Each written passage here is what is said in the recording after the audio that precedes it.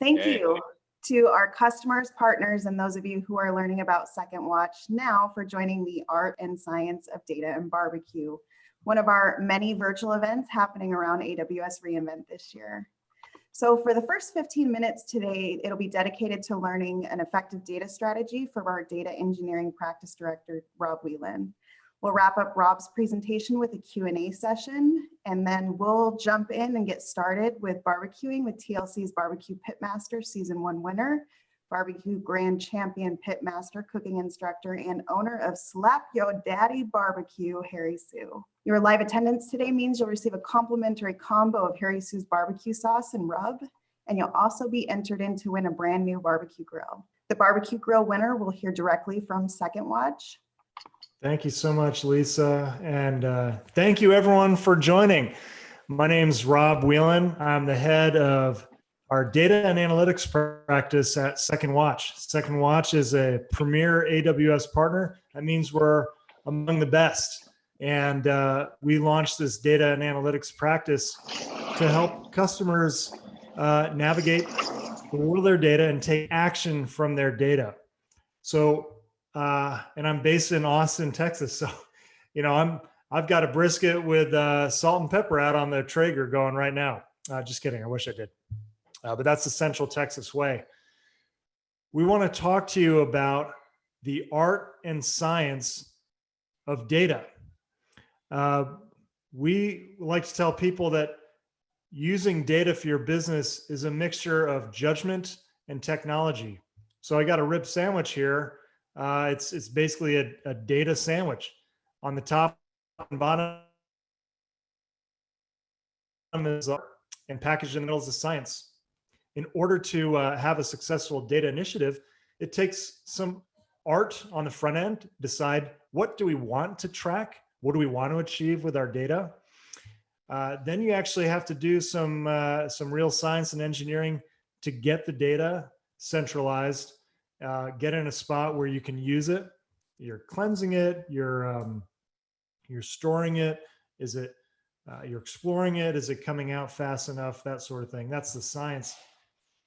And then finally, when you do have your data, there's another layer of judgment or art of deciding what kind of action should I take off of this data? Is this data legit? So there's your data sandwich. And I want to talk a bit about data-driven decision-making. So what can you get if your organization was data-driven? Well, you could get deeper and broader insights.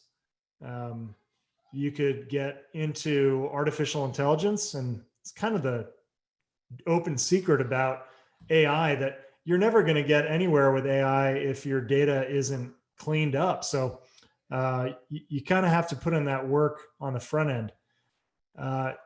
In some cases, you could make new money. Some people sell their data.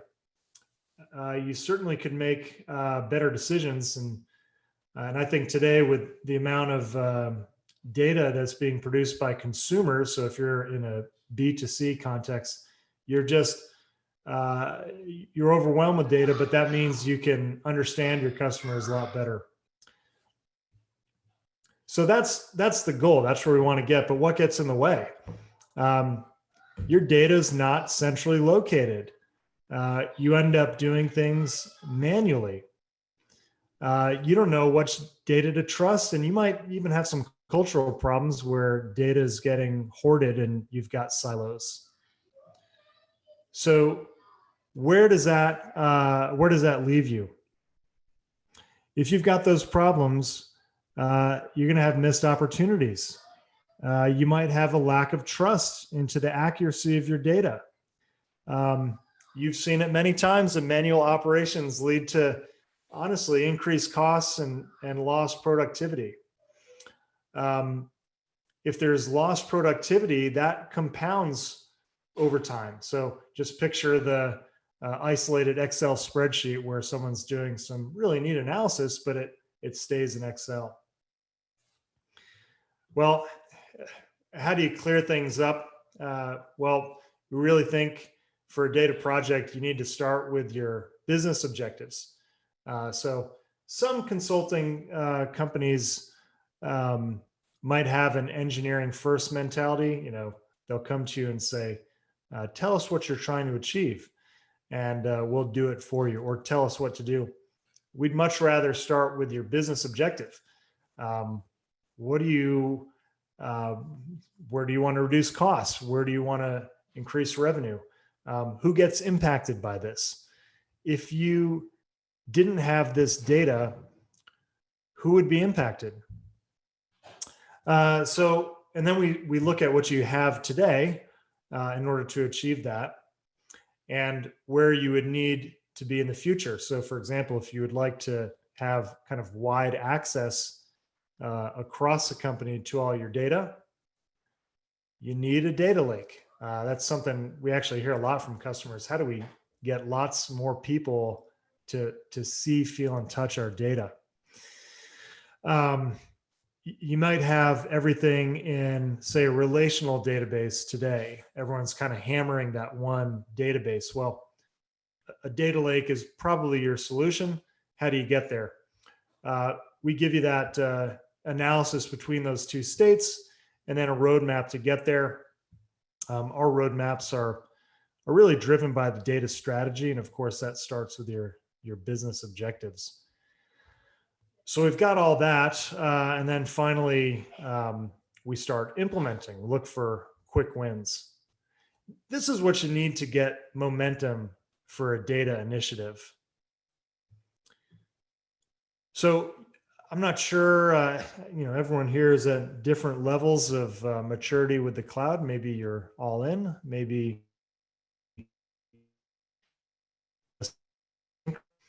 second watch, does it all from beginning to end. If you're familiar with us as a company where AWS has been, we actually do an awful lot of migrations. This is the front end work. This is kind of what we're known for. But a lot of our customers have needed to go beyond. We're in the cloud, now what? So we take that initial business, business desire of needing to be more agile, and we have specialty practices for data engineering, application modernization, DevOps, and we try to get you a little further up the cloud. The way I like to say it is, hey, if there's a scale of 1 through 5 on cloud maturity, 5 is like Uber, 1 is John's e-commerce shop. We want to take you from a 2 or 3 to a 3 or 4. Just take you up 1 or 2 steps. So just to summarize this for our data projects, it's pretty straightforward. We define the business need. We really get to a demo as quickly as possible, and then we launch you. Once you're launched, then you optimize. We don't want to do it the other way around. Spend a ton of time here in the define stage, and then finally ship something after 6 or 9 months of planning. That's just not the way the cloud works. You're going to be disappointed if you go in that direction. We think getting to effective outcomes fast has a lot to do with embracing a culture of experimentation, and saying like, look, if we can just tinker around with this as opposed to spending all our time in planning mode, we can get a lot faster, or a lot further faster. Something that you might know when it comes to data projects, and this comes from a Harvard Business Review study, 70% of data projects fail because they lack executive sponsorship. So what's that mean? Right here in the middle, we have this gain acceptance pillar. Well, if you don't have a C-level or VP level individual championing data projects, it's just not going to get over the finish line. Why is that the case? Well, it's because data projects don't always have an obvious pain point. if you're migrating to the cloud, the pain point's pretty obvious. The data center is going to go out of business in 6 months. We got to move. But if you're involved in a data initiative, the pain just isn't quite as obvious. So I think it's really helped along if you have someone at a high level championing the project.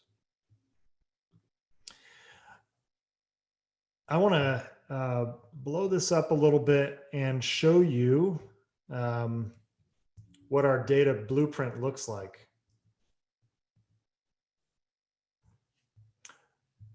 This is the only technical slide, unless Harry is going to go technical with, penetration rate of smoke into rib meat. But from left to right, you have your data sources. You have your landing zone for your data in the data lake, and then the things you do with the data. So streaming sources, that's just sources that come in really fast. So think of like a stream of tweets. Then you might have on-premise data. So legacy data, not legacy like it's old and bad, but data that is for your business operations. You already have this data in-house. It's not coming in fast.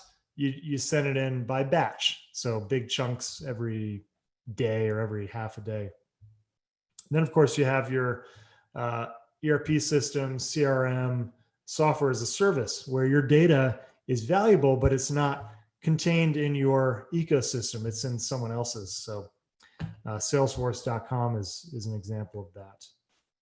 So we're going to ingest your data.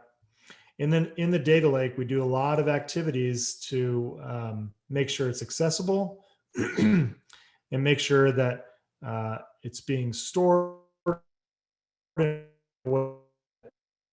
optimized, and that it's clean and you can access it securely. All right, so your data is all teed up. It's all in one place.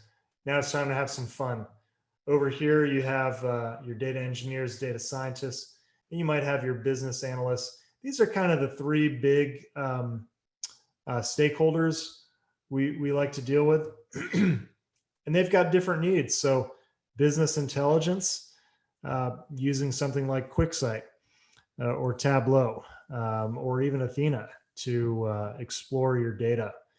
And the data scientist is the one who's going to build your machine learning models. All this needs, as a prerequisite, a data lake. And so this is our blueprint for it. If you want to get into a data project with us, we're going to start with the business purpose. We're going to help figure out the landscape. We've done this many, many times. And then we're gonna write up a roadmap for you that takes you from A to B, and we'll very quickly start building, so you can, touch your data as soon as possible.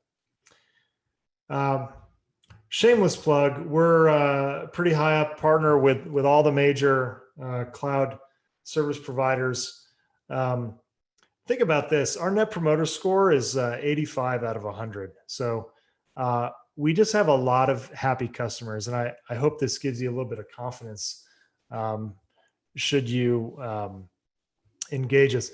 We just have a lot of happy customers, and I can promise you that is not always the case with cloud consulting companies. We've got some nice verticals here: media and entertainment, financial services, logistics. And actually, we're just cresting over about 250 employees here, all based in the United States. Some of our capabilities here, I've got the ones that are near and dear to my heart here in bold, but as you can see, we're kind of heavyweights in migration and all the fundamentals that you would need for the cloud. I'll just let that sink in for a moment. Love to take some questions, Lisa, if there's any from the crowd, and keep this rolling along. Thanks for your time. Absolutely. Thank you so much, Rob. We will take any questions that the audience has. One thing that came up during Rob's presentation was asking for a copy of the deck, which I will send out after the event is over. We'll give everyone just a minute to ask any questions. Hey, Lisa. Yes. John Kent with Cox Communications. How are you today? Good, thanks. Rob, could you talk a little bit about, with your customer engagements, how you, if you involve existing customers in consult, kind of as a, people to tell the story of how they have used Second Watch in the past? Oh yeah, yeah. Thanks, John. So, in other words, can I talk to existing customers, or is that something we offer? And yes, we've got references, plenty of happy customers who'd be glad to talk about it. Generally, when people ask for that sort of thing, it's about halfway through the sales cycles. We're defining the scope so they can get a warm fuzzy that we're going in the right direction. Is that what you were looking for, John? Yep, absolutely. Thank you. Great. Yeah. Looks like we have one other question here from Gary. What are your thoughts on the recent AWS announcements with AI ML? Yeah, Gary, there's some great stuff. I think so some of the big announcements were SageMaker pipelines. This is like CI/CD for your machine learning work, so your work can be reproducible. There was SageMaker Data Wrangler. There was a really interesting one, DevOps Guru, that maybe you heard about. DevOps Guru is like, look, we're going to find operational problems in your code before you ship it to production. So generally, the theme here is Amazon is starting to use machine learning for not just, hey, is that a hot dog or not, but to actual important business processes for organizations that have a big IT. Something I saw is that they're just lowering the barriers more and more to like the normal everyday enterprise getting to use the most advanced machine learning. So with SageMaker Data Wrangler in particular, the promise there is, if your data is kind of missing values, the timestamps are kind of weird, maybe the encoding is unusual, but it needs to be really clean for this model so we can predict when the next anomaly is going to be, or we can make a better recommendation on what the next product purchase ought to be. It's promising that, like, look, we've got 300 built-in data transformations. Pick one and we'll fix your data. And you're just pressing buttons. That's a significant reduction in the barrier to entry, I think, for data stuff. Now you're kind of limited to, like, what do I actually want to do with my data? And I think that's kind of the fun part. And I would recommend people think along these kind of three pillars: is, do I want to reduce costs, increase revenue, or reduce risk? Kind of sounds basic, Rob. Why would you? I mean, that's what all businesses do. But you actually go down totally different pathways if you start, with that. So anyway, there weren't any like mind-blowing announcements like when they actually, originally announced SageMaker and stuff. But it's been kind of a wild year, and I think just what they did this week and last week, I think is still pretty solid. Thank you, Rob. I think it's about time to start barbecuing with Harry Soo. Harry, you want to take it over? Okay, sound check. Can you guys hear me? Yes. It's perfect. All right, excellent. So now for the fun portion, to Rob said, we're going to take you guys through a live session. So for those of you who ever tried to do a live software demo, all the things that could possibly go wrong. Try doing a live cooking demo with just one person and one cell phone. So you'll be in for a treat. We'll see if we can pull this off. They wanted me to share with you some of my winning first place USA tips and tricks.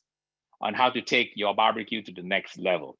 Everybody loves ribs. I'm going to show you guys how to take some competition black belt secrets, apply it to your daily backyard cooking to create world-class pork ribs. I have here some ribs, and I'm going to show you actually how we trim the ribs. You guys heard of a spare rib? You guys heard of a baby back rib or a loin back rib? And you may not be aware, but these two pieces of rib come from the same side of the hog. So if I were to put it back before it's cut, this is how it looks like. So this would be the left rib cage of a hog. This piece is called the spare rib. This piece is called the baby back or the loin back rib. So when you buy a baby back rib, I'm sorry to burst your bubble, it does not come from a baby hog. It comes from a full-size hog. We're going to show you guys how to cook both in the space of 20 minutes, even though a rib cook takes about 6 hours. So I have some tricks up my sleeve. I'm going to show you. I borrowed a page from Julia Child. When I used to watch her as a kid cooking turkey, whenever she prepared the raw turkey, after she finished prepping the raw turkey, voila, the turkey is cooked. And I always wondered how she did that. Well, she had 2 turkeys.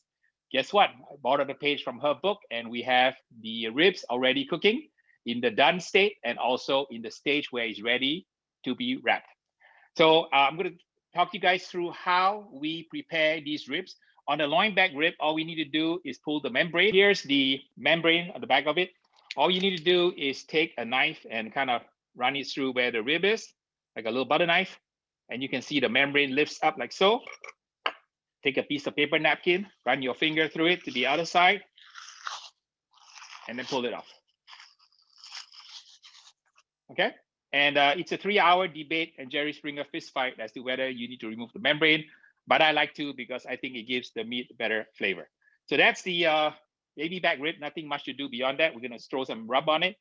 On the spare rib, I'm going to show you 6 things you need to do to a spare rib to transform it into a St. Louis cut rib. So the first thing that happens is we need to cut off the diaphragm, which is this piece here. Number 1, diaphragm comes off. Number 2, the sternum comes off, which is the breastbone right here. I'm going to cut the breastbone off. And you can save this for soup stock, or you can actually cook it. It's pretty good eating. Next thing, the third thing we want to do is we want to remove something called the rib tip, which is this piece here. And the best way to do that is to go down the rib, pick the longest bone, which is bone number 4. So I'm going to count 1, 2, 3, 4. That's the longest bone. I'm going to run my knife right in here. I'm going to cut parallel to the bone edge, like so.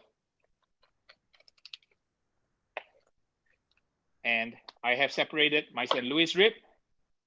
And because this part is really thin, I don't want it to overcook. I'm going to cook it separately. I'm just going to cut this piece off. So there you have it, a St. Louis cut rib trim from a whole spare rib. There's usually a little bit of fat here. This is called the insertion point to the pectoralis or the false lean.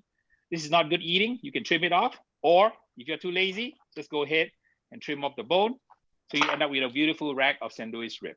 I'll pause here for any questions. Harry, we have a participant from San Diego as well. He wants to know where you get your meat from. This meat is from multiple locations. You can get it from Costco, from Sam's, from a Restaurant Depot, from any grocery store. So when you pick ribs, you want to pick ribs that have good marbling and intermuscular fat. You're looking for striations and marbling in your meat. And for pork, there are many different pork breeds in America. The commodity pork is pretty good, but if you want to get esoteric, you can buy Duroc pork, Berkshire, you can buy Kurobota pork, but the normal pork in America is really, really good tasting. Now, I should point out, when you buy ribs, try to buy meaty ribs. These spare ribs are about 4.5 pounds. If you buy a loin back rib, you want it to be about 2.5 to 3 pounds. Now, this rib here has a little flaw. I'm sure I can show it to you here. You can see that the rib has what we call shiners. So you can see the bone shining through like that. So usually they put these ribs at the bottom, they'll put the best one on top. So you end up with some ribs that have less meat on the bone. So this was not something I would use in a competition. I would use something that's a little bit more meaty. All right, let's go and apply some product on it. While you're prepping that, Harry, after cutting, does the spare rib just become the loin back rib, or is there a reason to buy the spare rib versus the loin back rib? That is probably a 3-hour argument and Jerry Springer fist fight. As I say in barbecue, love what you cook what you love. There are aficionados that say that the only rib can come only from the baby back or loin back. Some people say you're wrong. Spare ribs are the best, in Texas especially. And some people might say that, no, the St. Louis ribs is the best. So I always tell people, enjoy rib any way you see fit. And both really, the key is the technique. If the technique is good, then it will come out really well. Okay, I'm going to put a little smear on it, a little mustard. And that acts like a glue to let the rub stick. And I'm going to apply 2 products. I'm going to use, you can use any kind of rub you like. I have a rub I used here to win First Place USA. So I won first place in the KCBS national rankings on a number of different categories. So I'm going to use an all-purpose rub on the back. So you want to do a kind of a medium heavy coat like so. And then you pat it down. You never rub a rub. You always pat a rub down. Flip it over. And then I'm going to put a kind of a sweeter rub on the other side. This is a chicken rub that I formulated. You won first place in USA in the KCBS ranking. I beat 7,000 teams to first place. So you can try this if you like. And you just apply. And I believe that Lisa mentioned you're going to get a care pack after this session. I think they're going to mail it to you. Like so, okay. And on the other side, I forgot the mustard, but you get the idea. Okay. So any questions about trimming and applying the product? So let's go throw it in the pit now. Okay, so here's the smoker, and you can use any one you like. I have a pellet cooker here by Weber, and the tool that you want to use when you cook ribs is using what we call a rib rack. A rib rack allows you to seat the ribs so that it will drain, and a lot of times you want to be able to create great crust and bark on your ribs, and it's much harder to do that if you don't have a rib rack. So I'm going to put it in on the rib rack, show you guys what we do in the rib rack. So you're going to skip one so that there's a gap between the two and put the rib this way. So this way, when the ribs cook, they will drain nicely. And during the course of cooking, you want to keep it moist by spraying it with some water, like so. Once you see that the bark or the crust has begun to form, you can start spraying. So that's probably an hour into the cook. You want to start spraying every 30 minutes. And you can also spray a little bit of this product here. A lot of people ask me, Harry, why don't you just use butter? But the pros don't use butter because butter sometimes burns in the pit and causes an off flavor in your ribs. So we use a butter substitute, which is butter flavored soybean oil. Now, through the magic of production here, assume that it's 3 hours later and your ribs look like that. Beautifully crusted. Spray with some water. And we have these ribs cooking at 275 degrees. It takes about 3 hours to reach this stage where it's now ready for the next phase. We're going to wrap it in foil. Do this, I'm trying to burn myself here. Harry, do you recommend brining the ribs first or not? We actually put the rub on, and if you like, you can keep the rub on for 45 minutes. So the technique is called a dry. Oh, sorry. That was a family dog. He was sitting right in my way here. Sorry, Beans. You okay? Okay, I think he's okay. He's waiting for his rib. All right, so let's go ahead and show you guys what we do at this stage here. Harry, do you use wood chips or smoke?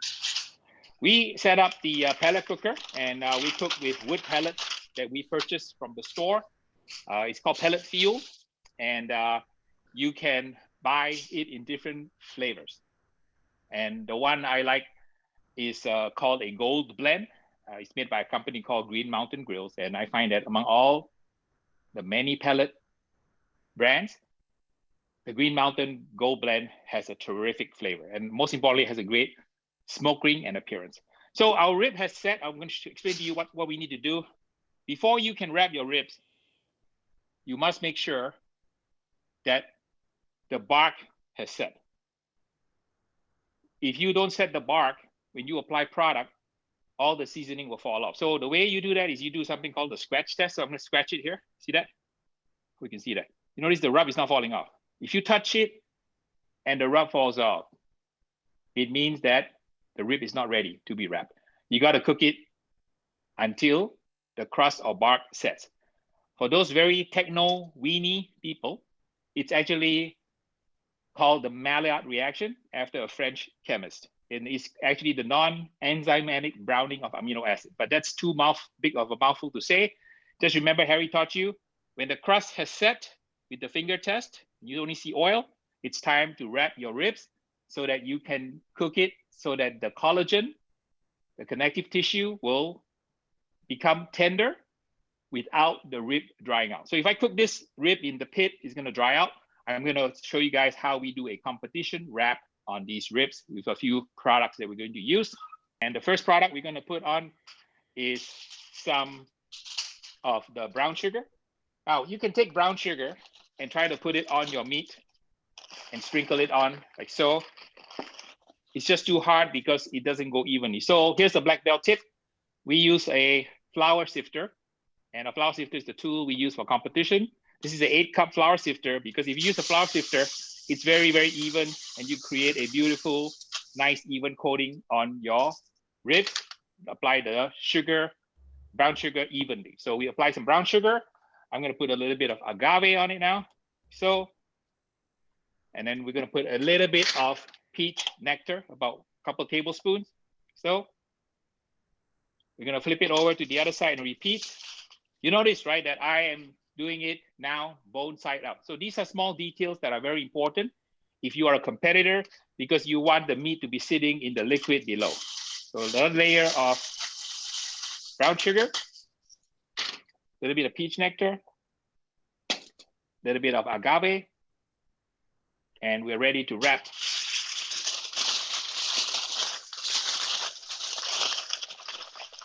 Harry, we have a question here. Do you recommend any mopping sauce in place of butter or water?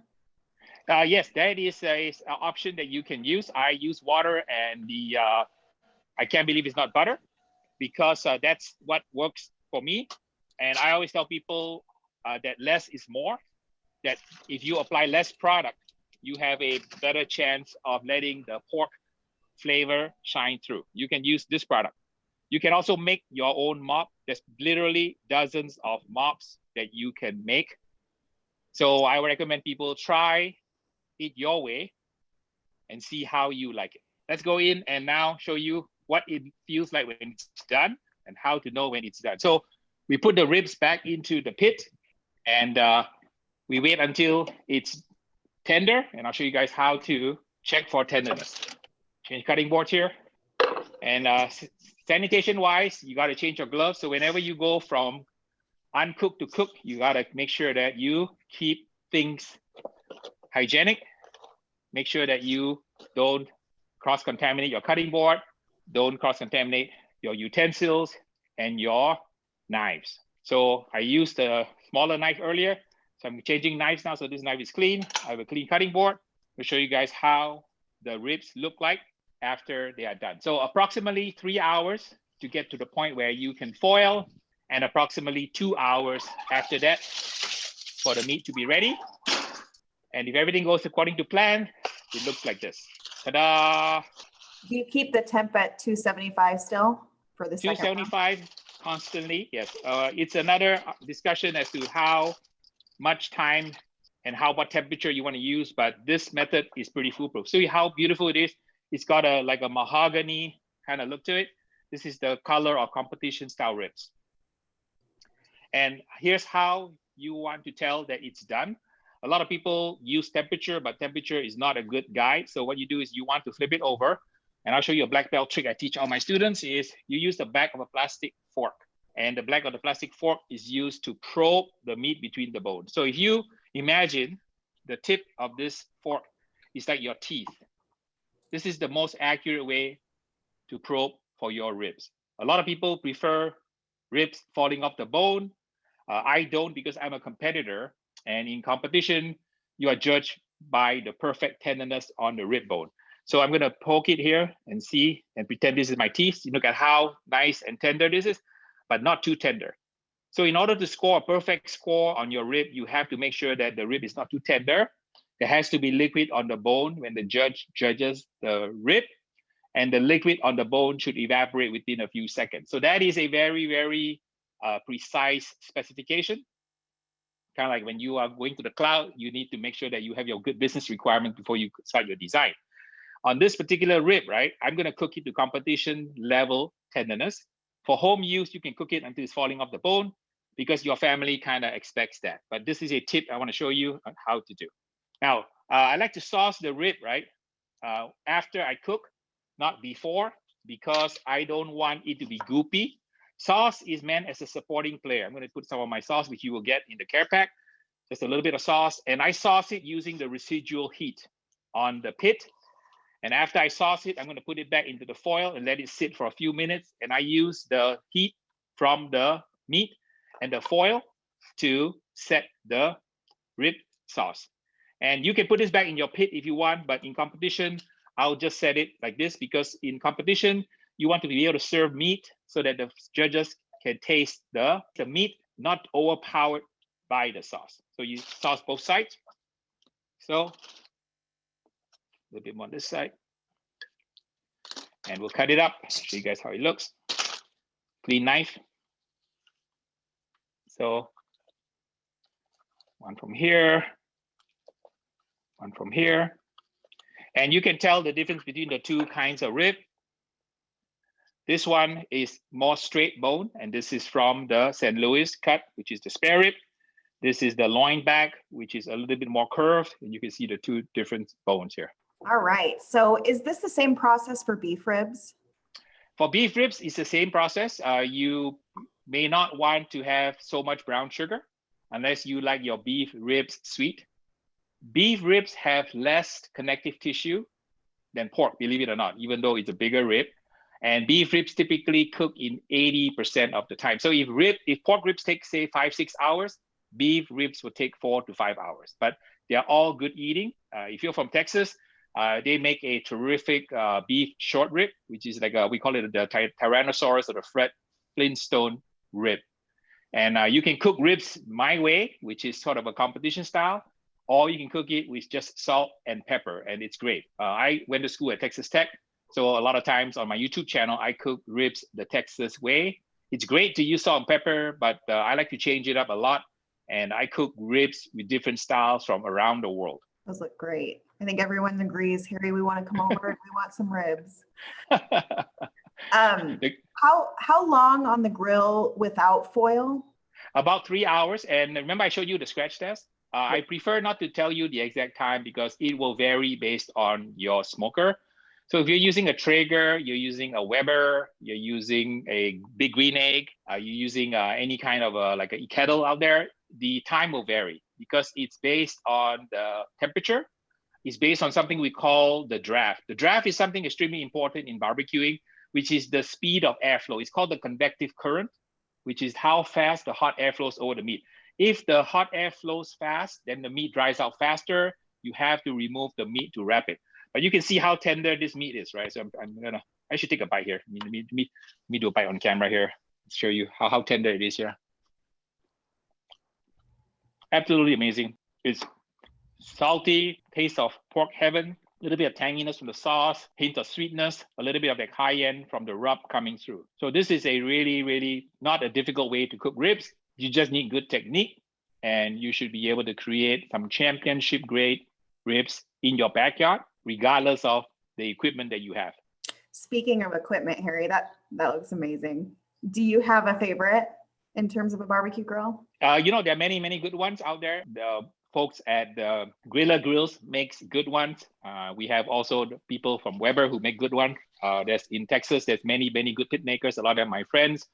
You have the Pits and Spits smoker from Houston. The idea is that the equipment is important, and I always tell people, try not to get gas. Gas is short for gear acquisition syndrome. Because I have a YouTube channel and I have about 150,000 subscribers, I answer a lot of questions.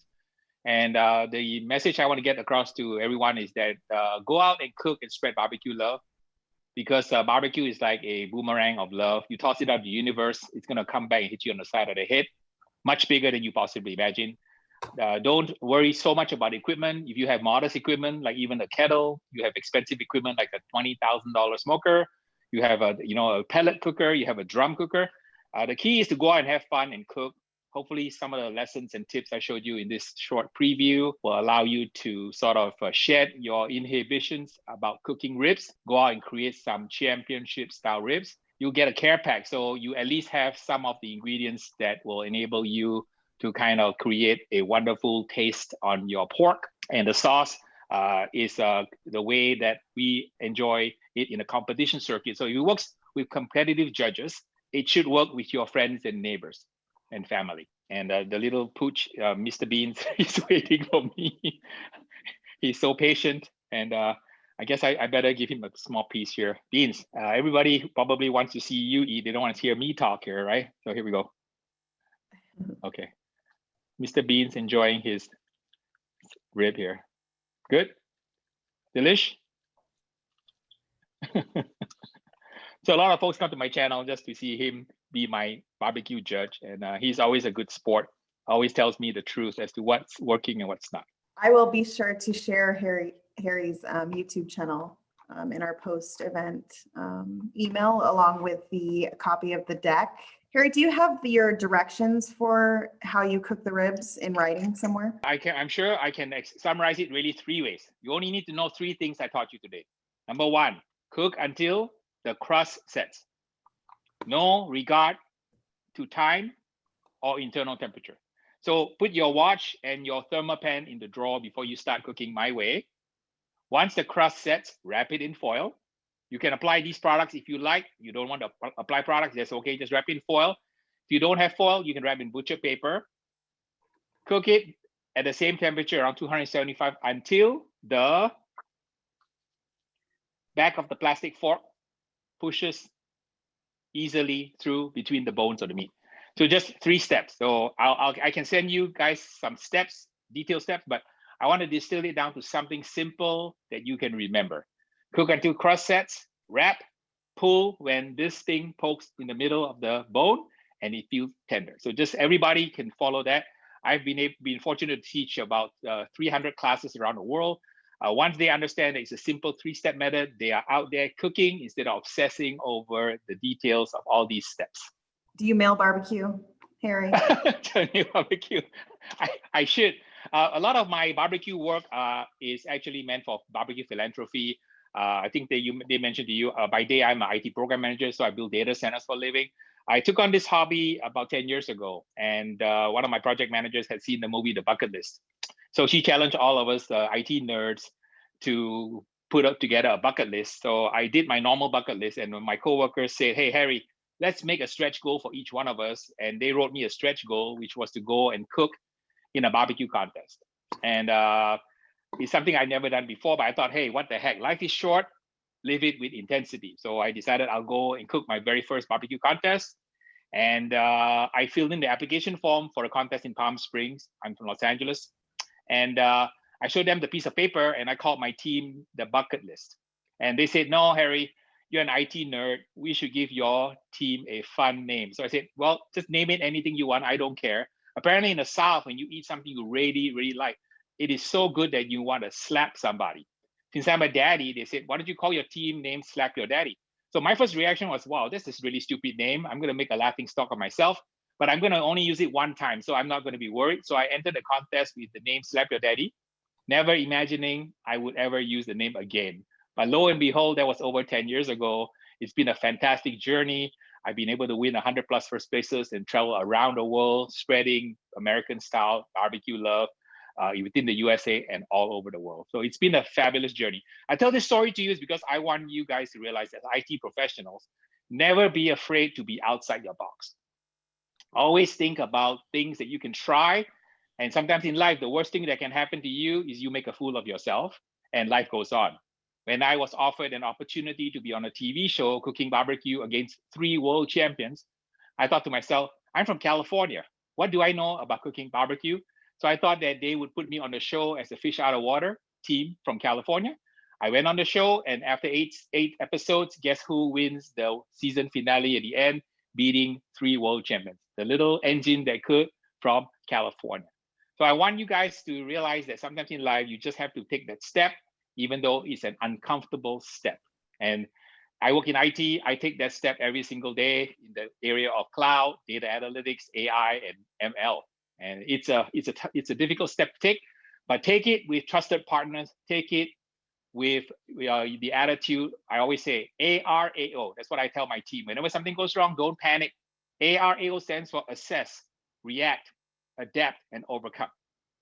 And that's the technique that I've used to be successful in my daily professional career in the IT world, and also on weekends and nights, running a little YouTube channel and cooking barbecue to spread barbecue love. Awesome. Thank you so much, Harry. Before we jump off the channel, I'd like to introduce Brian Farrell. He is our enterprise account executive who helped put together this event. Thank you, Brian. I'll hand it over to you. Hey, thank you, Lisa. And I want to say thank you so much to everyone that was able to attend. And Harry, thank you so much for taking us through these tips. The one thing that you didn't mention, and maybe we have another 6 or 7 hours, is to get into which region of the United States has the best barbecue. So that might be something we talk out at a later date. But I wanted to say thanks everyone for joining. We really appreciate the opportunity to bring this event to you. Should you need anything from Second Watch or from Harry, reach out to us. We can certainly, I'm sure, after this event, you'll have some more questions. So feel free to reach out to us. Be on the lookout so that we can send you your barbecue care pack. And then one lucky person is going to get a barbecue grill, and we will notify you shortly. So thanks again to everyone for joining. We really appreciate it, and hopefully we'll get an opportunity to do this again soon. No, Brian, great job. I know we've been doing a lot of events like this in a virtual fashion, but this one was just outstanding. Harry, thank you so much for helping us out, and Rob, great job presenting. Thank you everyone for attending. This was a great event. Thank you, Lisa, for organizing this. My little sous chef here is ready to go. She was taking notes throughout the presentation. Very good. All right. Thank you, everyone, and have a great night. Thank you. Thank you. Thank you. Another piece, Beans? I know you're hungry. There's another piece of rib here. Here you go.